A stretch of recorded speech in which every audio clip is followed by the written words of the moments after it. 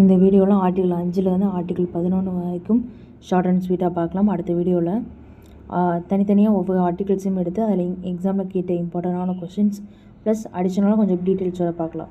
இந்த வீடியோவில் ஆர்டிகல் 5 பார்ப்போம். ஆர்டிகல் 5 அப்படின்றது வந்து 1950 ஜனவரி 26 அன்னைக்கு இந்தியன் கான்ஸ்டியூஷன் அப்படின்றது நடைமுறைப்படுத்தப்படுது. ஸோ அந்த டயத்தில் யாரெல்லாம் இந்தியாவில் பெர்மனெண்ட்டாக இருந்தாங்களோ ப்ளஸ் அதுக்கப்புறமா யாரெல்லாம் பிறந்தாங்களோ இந்தியாவில் அவங்க எல்லாருமே இந்தியன் சிட்டிசன் தான். ஆர்டிகல் 6 and 7 சேம் தான், சின்ன வித்தியாசம் தான். 1947 இந்தியா பாகிஸ்தான் ரெண்டாக பிரியும் போது யாரெல்லாம் அந்த டயத்தில் பாகிஸ்தான்லேருந்து இந்தியா வந்தாங்க அப்படின்னு சொல்லக்கூடியது அவங்கள பற்றி சொல்லக்கூடியது ஆர்டிகல் 6.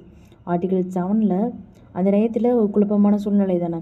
ஸோ இந்தியாவிலேருந்து பாகிஸ்தான் போயிட்டு திருப்பி பாகிஸ்தான்லேருந்து இந்தியா வந்தவங்க பற்றி சொல்லக்கூடியது ஆர்டிகல் 7. ஆர்டிகல் 8 இப்போ வந்து வெளிநாட்டில் இருக்காங்க ஆனால் இந்தியன்ஸ் தான். ஸோ அவங்கள பற்றி சொல்லக்கூடியது ஆர்டிகல் 8. ஆர்டிகல் 9 வந்து வெளிநாட்டில் அமெரிக்காவுக்கு போயிட்டாங்க. ஸோ அதனால் அவங்க அங்கே சிட்டிசன்ஷிப் வாங்கிட்டாங்க. ஸோ இந்தியன் சிட்டிசன்ஷிப் வந்து அவங்களுக்கு இனிமேல் செல்லுபடி ஆகாது. அதை பற்றி சொல்லக்கூடியது ஆர்டிகல் 10. யாரெல்லாம் ரூல்ஸை ஃபாலோ பண்ணுறாங்களோ அவங்களோட சிட்டிசன்ஷிப் பற்றி சொல்லக்கூடியது ஆர்டிகல் 11. பார்லிமெண்ட்டோட